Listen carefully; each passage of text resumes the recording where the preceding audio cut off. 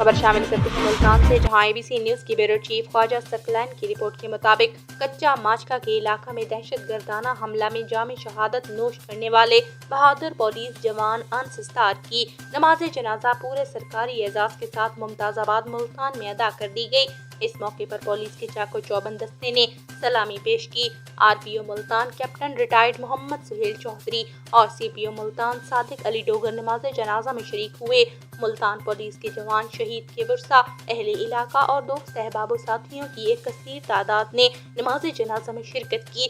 इस मौके पर RPO Multan captain retired Mohammad Suhail Chaudhry और CPO मुल्तान सादिक अली डोगर समेत दीगर अफसरान ने जराइम के खिलाफ शहीद कांस्टेबल की दलेरी और बहादुरी को दाद शजात देते हुए इनकी खिदमात को खराज अकीदत पेश किया। RPO मुल्तान और CPO मुल्तान ने नमाज जनाजा में शरीक शुहदा के वर्सा और दीगर रिश्तेदारों से हमदर्दी और ताज़ियत का इजहार किया और शहीद की मग़फ़िरत और बुलंद दर्जात के लिए दुआ की।